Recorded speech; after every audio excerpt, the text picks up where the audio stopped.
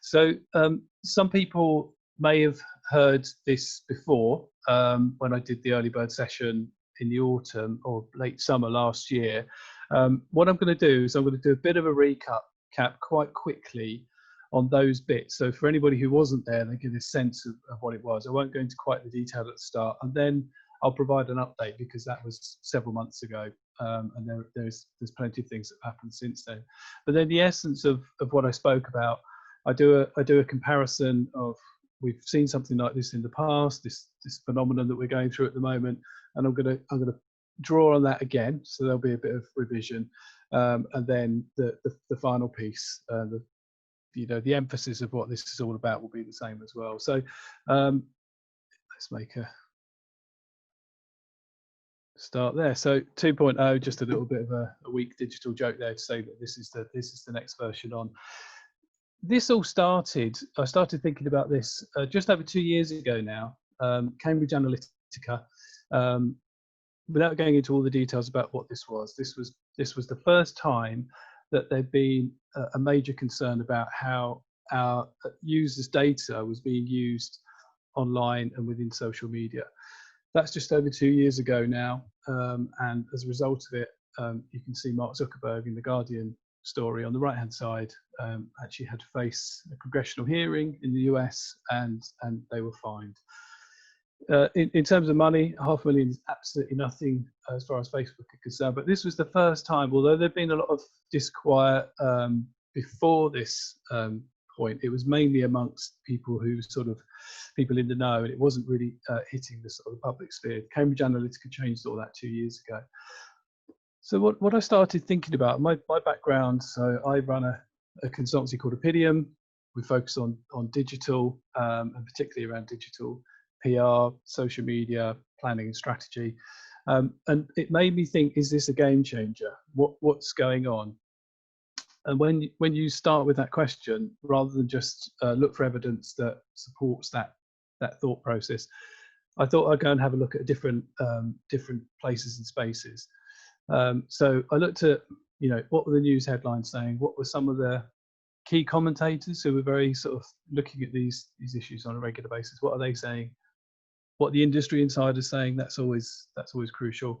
And then try and look at some statistics. From a consumer perception, I was also interested as well. So I thought, if there's evidence we can get from brand perception on social media, how is that working? And then I didn't have this one on the list initially, but things moved quite quickly around regulation. So I'm going to come on to that as well. So the question is the death of social media. The news headlines, I'm not going to go into all of these, but there were many, and I haven't updated these. These could, be multiplied tenfold. But there are all sorts of issues in here about use of data, concerns about health, concerns about the type of content that's being put up, who it's being put up to, issues of privacy, and also culture of the organisations. So the people who are actually running these organisations, particularly Facebook. We've got Google in play here as well, but particularly around Facebook. Who are they? What's the culture of the organisations?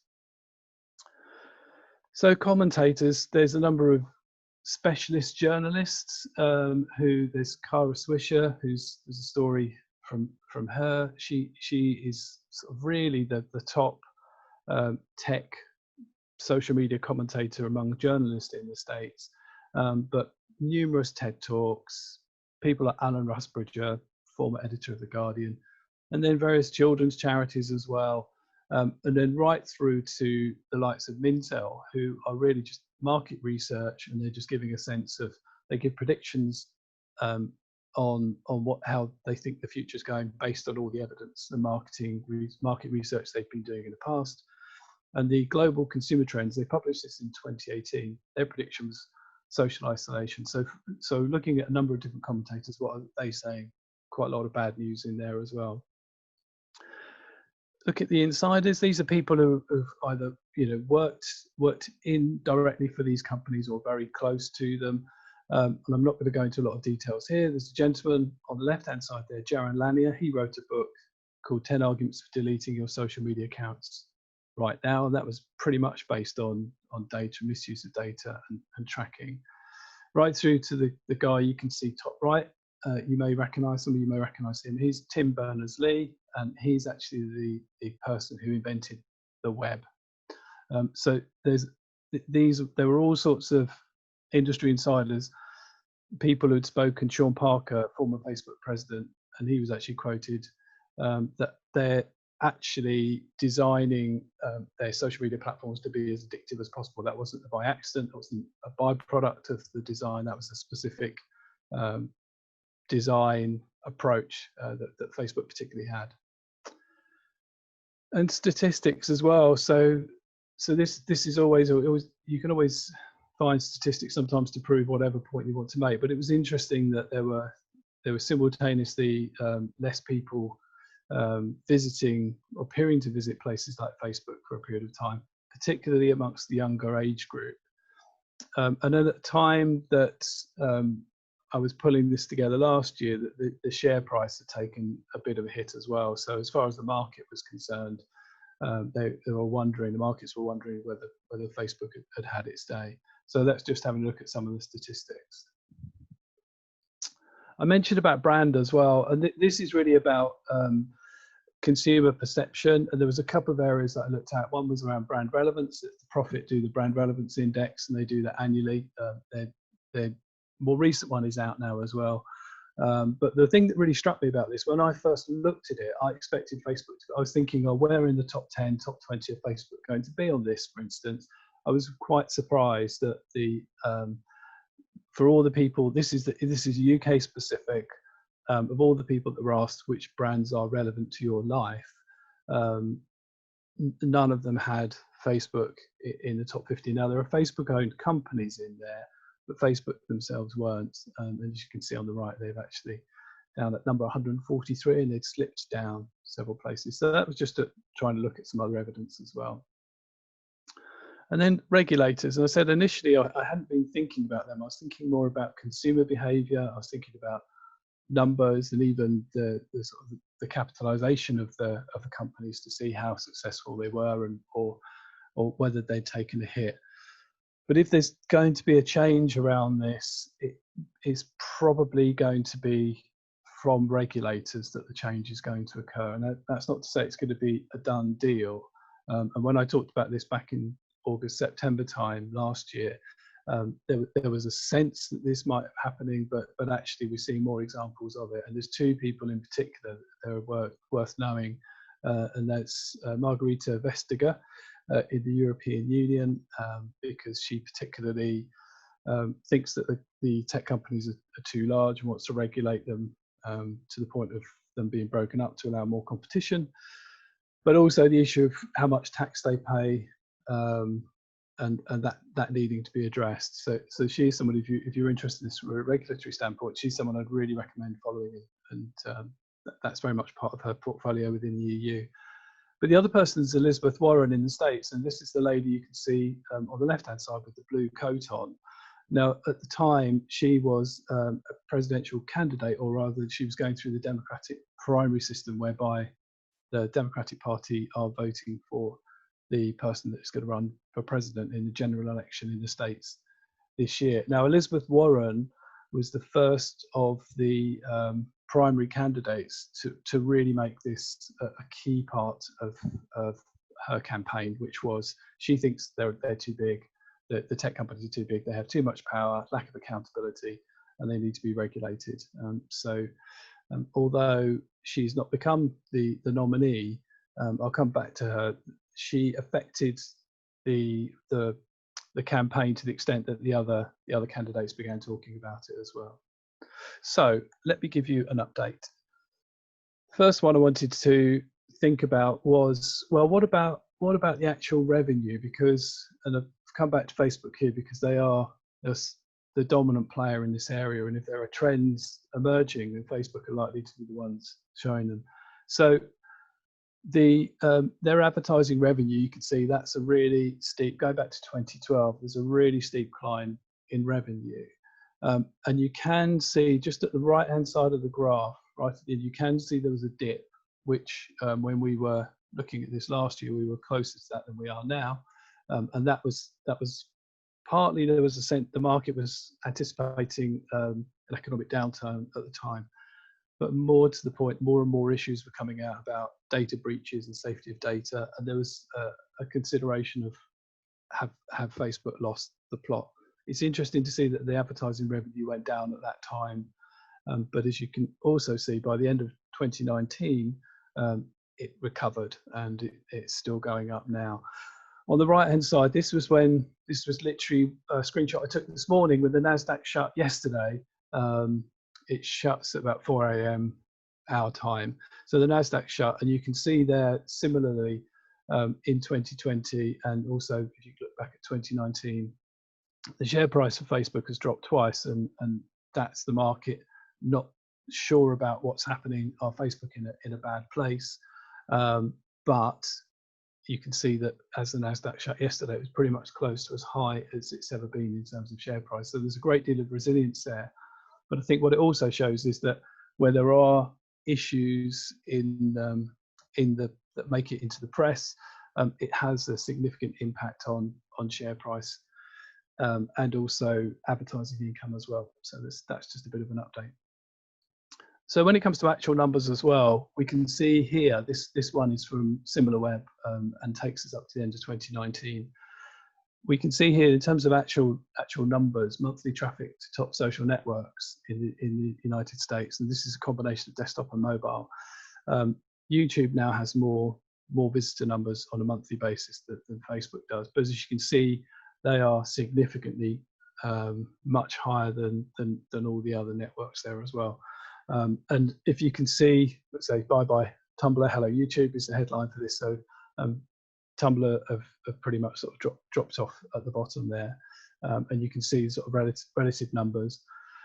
And it's worth just having a look there at the scale on the left hand side. Those numbers are reflected in billions as well. So we are talking a significant number. But the Facebook trend there is trending down, but still significantly big. Global Web Index. So I picked up on this as well because this is, again, we're trying to get indicators of what consumer behavior is and how are we responding to whether it's generally screen time or whether it's working using social media. And it would appear from this, based on opinion, that what this represents is people who are using technology to monitor their screen time. And what you can potentially draw from that is this is people who are thinking, I'm on my screen too long, I need to monitor it, I want to reduce it.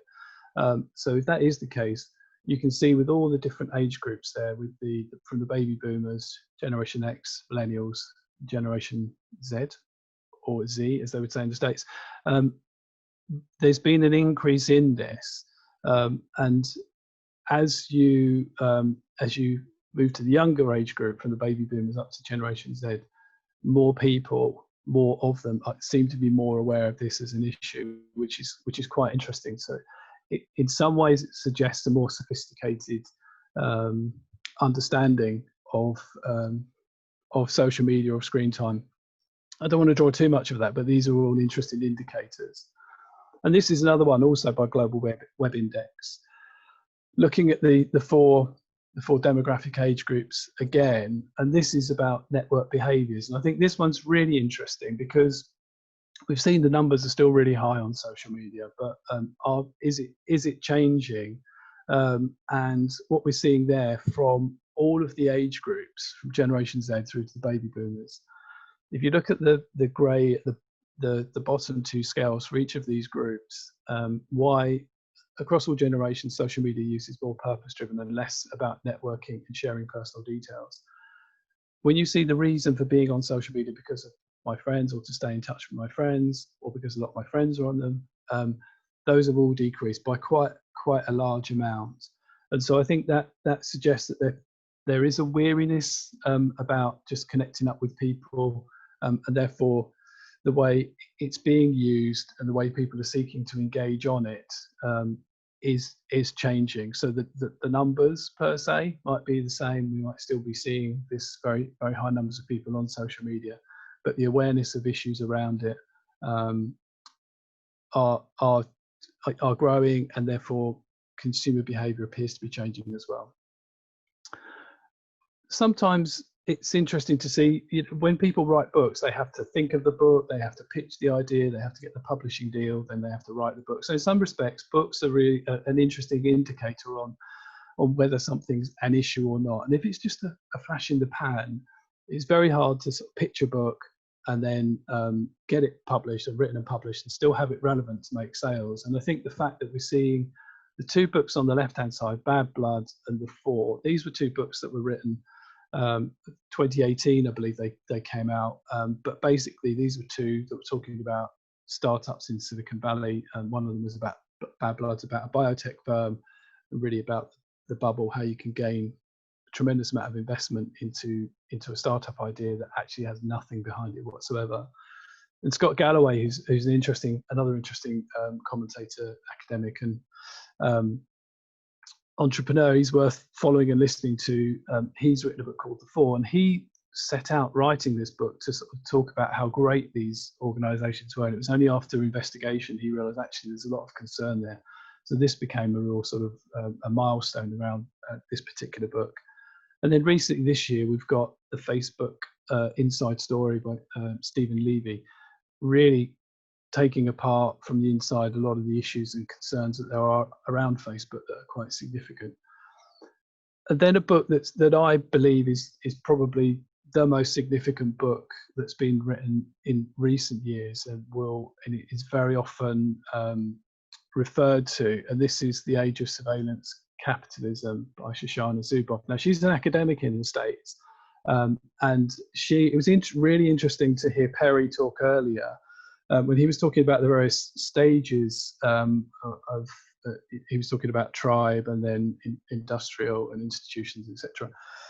Basically, Shoshana Zuboff is saying here, so Perry was talking about one stage there was an industrial process, which was arguably around sort of the growth and the development of capitalism.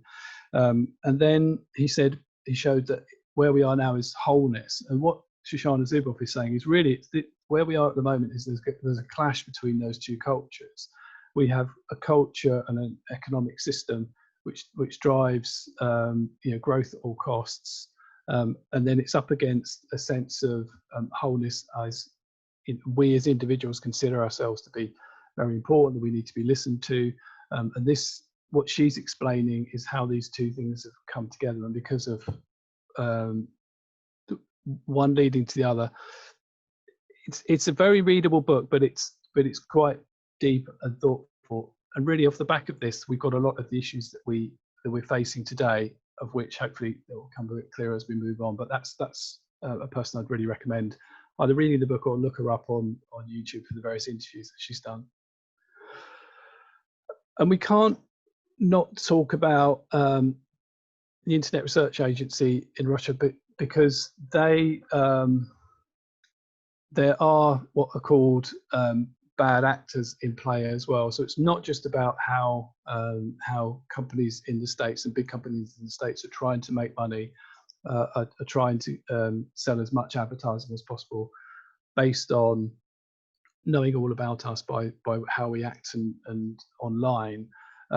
There are bad actors in play as well. And even in 2017, the United States intelligence community, specifically talking about the Internet Research Agency, referring it to as a Russian troll factory, a lot of whether it's the fake news or the stirring up unrest, particularly around race, and I think at the moment you see what's happening in the States, there are real situations, clearly real significant situations that we can see on the ground, but there are also people working on an industrial scale to make those situations worse. And the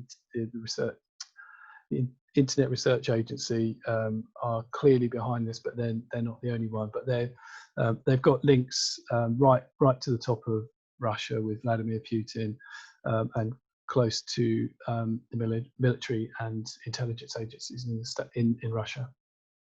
And this is just to show that MI5 speaks about it around cyber hostile actors, and that could be all sorts of cyber issues. But let's not forget that this is the social media space has been invaded in this way as well, and to some extent some people have talked about Facebook actually being weaponized when you think about the effect it's had on elections and such. This is another indicator. This is a person, a journalist, the BBC journalist Mariana Spring, who I'd really recommend following if you're interested in this area. And Mariana does some really interesting work around disinformation, and she shows how you can try and make sense of what you see. Is something that looks plausible? Is it really plausible? And there's various tools that she recommends that you can use, even to this extent if you see a photo and it appears to be a photo showing you one thing against the story, but there are tools that you can use to upload the photo and see where it originated from. So she provides a really interesting service as part of the team that she's in with BBC World Service and BBC Trending. I think what's really good about what the BBC are doing here is that if you look on the left-hand side for news rounds, this is about not just informing parents, but also informing what we saw earlier, Generation Z particularly would be the demographic here. And she's playing a really important role. So again, this is an indicator. We can't go through this without speaking about President Trump. I'm going to hurry up a bit now. Just recently, Twitter started labeling President Trump's tweets. This was just at the end of May. And then just yesterday, the news came out that Twitter are aiming to limit people sharing articles they've not read. Now, they're not going to stop us doing this, but they are going to try and sort of slow it down a little bit. So various issues. So Trump responds, he's going to shut down social media companies, and they've responded. The tech companies have come out with a lawsuit. And just really quickly, although we're talking about social media, it's worth putting Amazon in the mix. And that's just really a sort of a mental note that Amazon are a player here as well. They don't appear to be quite the same way, but let's not forget about their position in the market as well. So as I mentioned earlier about the regulators, so Joe Biden is now is the Democratic candidate, and if he does become president, there's a likelihood that Elizabeth Warren, I mentioned earlier, will be part of his government in some way, and in which case regulation will be on the cards. Now it will depend on a variety of things, not least in winning presidency, but regulation will actually be the policy of that will be at the heart of government. So whichever way we look at it, I saw this the other day. It's just like now I think we're in this position of we really want to be on social media. It's a real utility. It's a real part of our life. But sometimes we just really want to get off there for all sorts of reasons. And I thought this was a sort of an interesting tweet, just sort of summarise where we are. So the death of social media, it's not dead, but it is responding to a revolution. Mark Zuckerberg spoke about this, and this was a quote. It's probably about 18 months ago now, but he said initially Facebook was about connecting people. He said the future is going to be about building communities. So what are the trends telling us? I'm going to move through this one pretty quickly. People are moving to special areas of interest. So they're on social media. Some of these are quite old. They've been around for a long time, but people are moving into their own special areas of interest. So just being out there and connecting generally with your friendship groups is not a motivator. We saw that earlier on.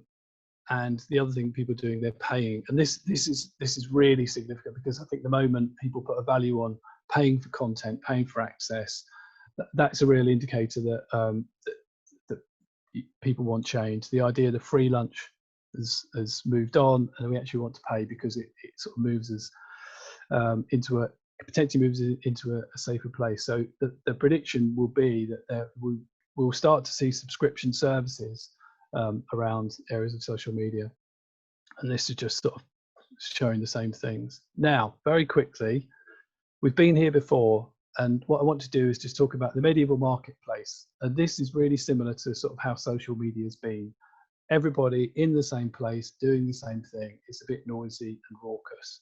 So you've got people talking about products, you've got peer review, people looking at people buying products, you've got people coming to the market late but making a noise and getting to attention, and then you've got people who are already currently in the market thinking, how do I change? And that could be, I don't know, you need to do better search engine optimization. And you've got other things going on in this market square. Now, I'm not quite sure what this represents at the top of the painting, but it could be a play or something going on. But we've got everybody in the same place doing the same thing.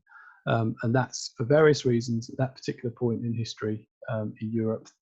That's how you, if you wanted to hear things, see things, communicate with people, meet people, sell products, buy products, that's where you had to be. You've always got to have a quote in here from an Enlightenment thinker. I've got John Adams here with a quote, and he really said, one of the first people to talk about the fact that actually during the Enlightenment we started to see ourselves more as individuals, and we started to understand that we could be respected, and we wanted to be seen, heard, talked of, approved, respected in a way that our medieval ancestors wouldn't have considered. They would have just taken the hierarchy of society just at face value. But things changed during the Enlightenment, and as a result of that, you started to see people breaking off into different spaces and different groups. And this is an example of the start of the scientific royal societies. Even within religion, people started, non-conformist churches started appearing. People perhaps still wanted to pursue their religion, but in a different way. So you sort of a splintering up of how religion was done. And in commerce and in journalism, the growth of these areas, and in politics, you had the coffee houses. And I think the coffee houses are worth just dwelling on for a moment, because that's where there were different coffee houses in different parts of, say, London or New York or Oxford. And you went there if you wanted to talk about if you were part of a political party, if you wanted to sell and trade in a particular good or item. There were various places you went to, and out of those coffee houses you had things grow that, like the London Stock Exchange started there, the Spectator magazine started in a coffee house. That's just the London Stock Exchange. So the question is, which coffee house is your customer, client, audience member visiting? So whichever sector you're in, whether you're in education, public sector, private sector, third sector, we all have an audience. And what we're going to find now within social media is they're not all going to be in the same place. They're going to be going off into their different spaces and places. And if we don't understand them, and we don't understand their needs and their interests, it's going to be very, very hard to find them online and in social media.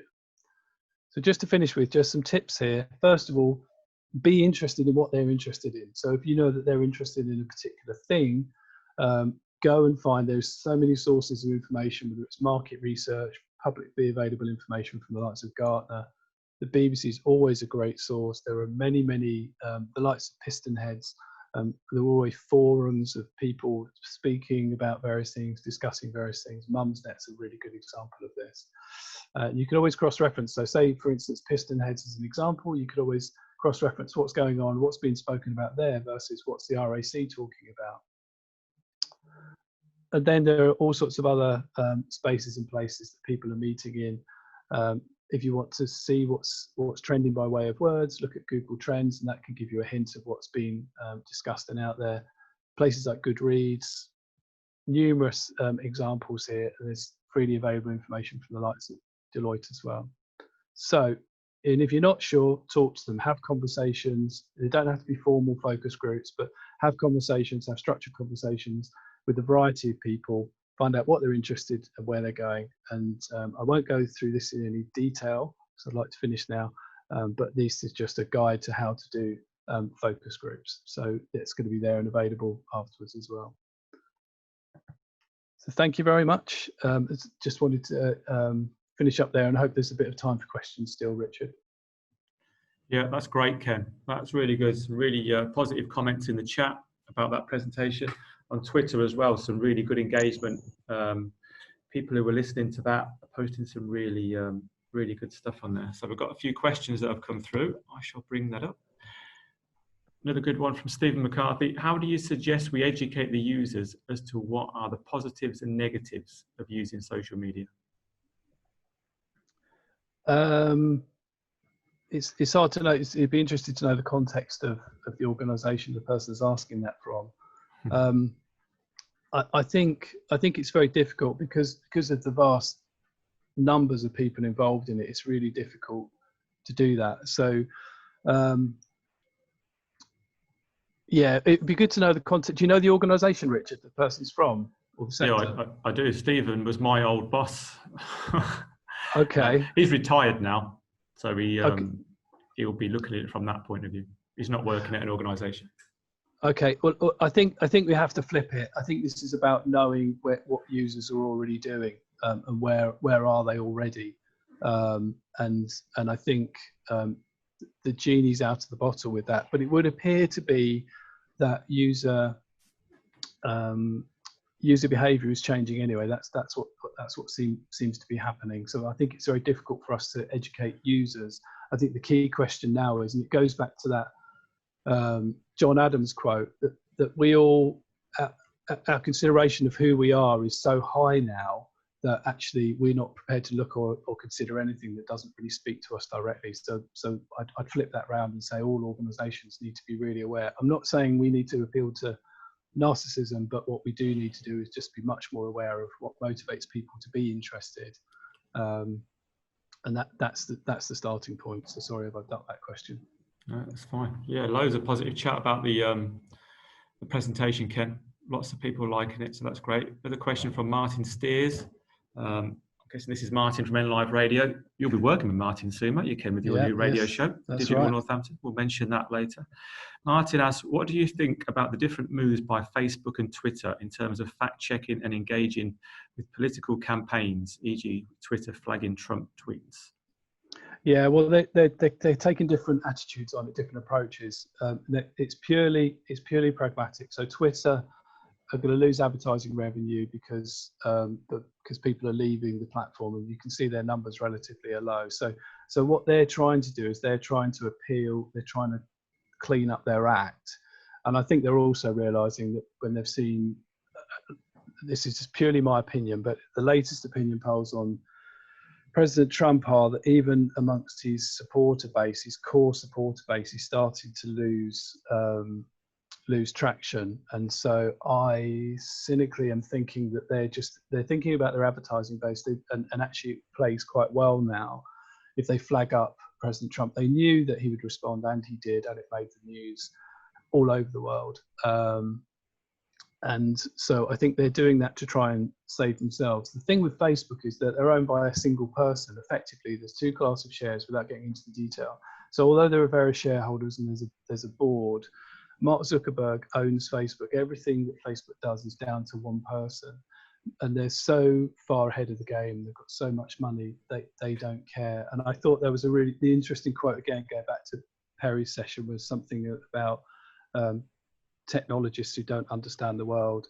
And one of the most pertinent things I heard about Mark Zuckerberg, famously dropped out of Harvard to create Facebook. And so, it was Kara Swisher, the American journalist, who said, "Oh, Mark, if only you'd finished your education." And I think it's very hard to predict what Facebook do, because I think he's in a very, very different place as an individual, and he's pretty untouchable. So I think they're trying to look good, but a lot of it's just sort of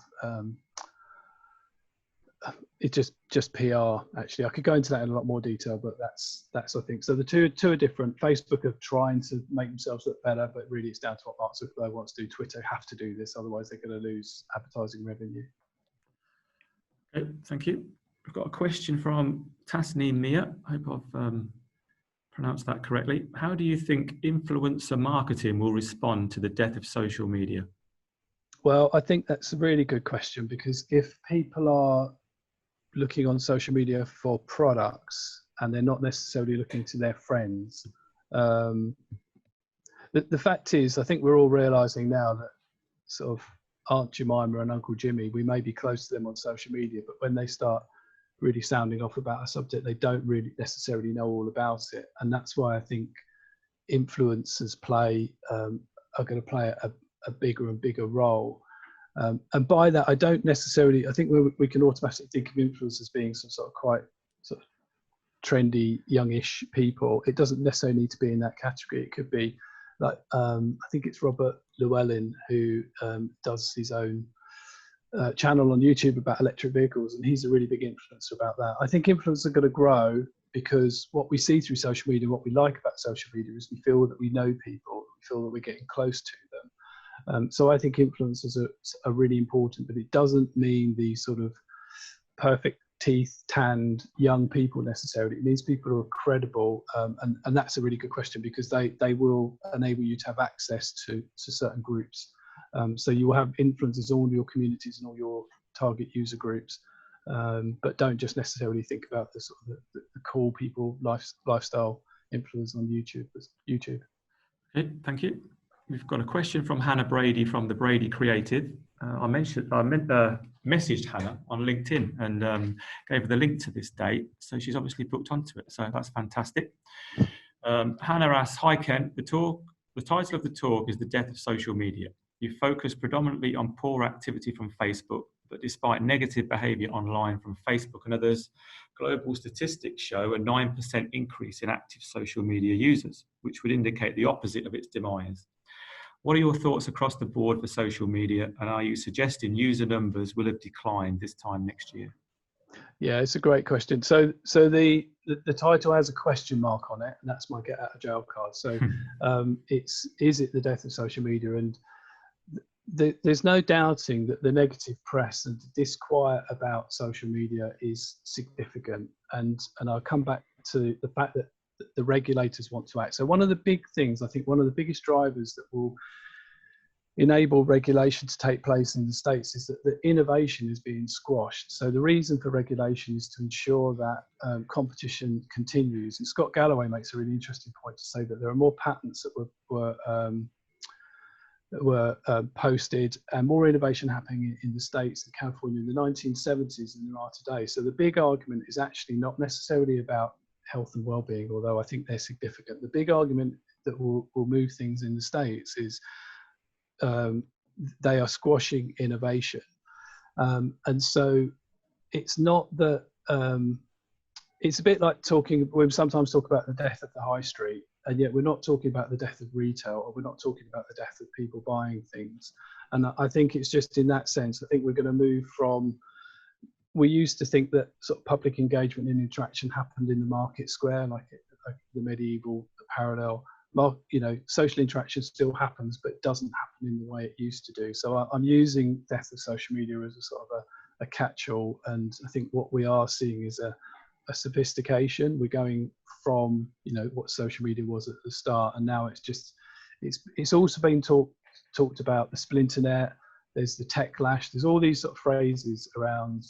There's a lot of disquiet, and the point is, it was much easier for organisations to engage with an audience who simply went to the market square, and it was relatively easy to engage. The question now is that social media does exist, but you've got to, if you don't understand a lot about your user and really care about your user, and I don't necessarily mean empathy there, but it'd be good if we would, but you've got to care about what they're interested in, because that's the only way you're going to be able to engage with them. So completely agree, it's on the up. It's actually a utility, we can't do without it, but the way people are responding is changing within it, and that's the thing that I'm trying to highlight. Okay, we're going to have way too many questions, Ken, for you to get through. I've had a message on social media from Shelley Rosalind, I think it is. Really enjoying the Merge Futures event. Big thank you to Ken for his carefully put together presentation on the state of social media. So there's so much engagement on this one, Ken. It's obviously a real popular theme for people. Probably the last question we'll get to before we have our next presentation. This one's from Stephen Miller. Ken, what is your view of LinkedIn as a social media platform in the business world? Just fantastic, to be perfectly honest. And I think I didn't mention it because it can be too much of a cliche, but from a business perspective, although they're still sort of angling at it as a way of getting another job, the way that we can use it now for networking, and it would be one of the examples of it is LinkedIn is a coffee house, or it's a street of coffee houses. You go to that street and there's one particular thing going on there, and then within it you can either we know that you can create your own groups within it. That's arguably sort of creating a coffee house on the street, as it were. But the example of the stock exchange and the Spectator, you can do business within business, as it were. So so the ability to use LinkedIn to test what your audience are interested in, and to sort of build your brand, I think it's really good. And I think because of the accountability around it and the fact it's a quote serious place, I think that's where you see the etiquette in there. So if you ask people, should you try and engage business to business through Facebook or LinkedIn? Well, you look at Facebook and the numbers are much higher, but if you look at being really targeted and being able to get results, you go to LinkedIn. and that just proves, I think, or indicates some proof around, people are migrating to the coffee houses, but it's more sophisticated than that. But yeah, I think LinkedIn's really good, and I think it shows. Got to throw this word in at least once. It shows the paradigm shift that's occurring within social media. Brilliant. I think we'll probably we'll wrap it up there, Ken. If there's obviously a lot more interest out of the people, is the best way for them to ask more questions if you leave that slide up. If they go onto Twitter and message you on Twitter, you're also on LinkedIn, so people start to follow you there. Yeah, and I'm really happy. The other presentation that I did before, as you can see, it's mostly image based, but there are sort of various references on there. But if people want to contact me directly, LinkedIn is best. Then please do that. We can arrange phone calls, email, whatever. That would be really good. Fantastic. And we should mention that from June, or later on this month, I think it's this month, you'll have your own radio show on N Live. So if people want to listen into more of Ken, keep an eye out for that. What's the date you're on first, Ken? Can you remember? I believe it's the 24th. I should know that, but yeah. So it's going to be fortnightly. It's not just going to be about social media. It's going to be about all things digital, covering Digital Northampton. So anything from technology, healthcare, social, the arts, you name it, we'll cover it. So if you're interested in being involved, if you've got ideas, then yeah, please contact me on LinkedIn as well.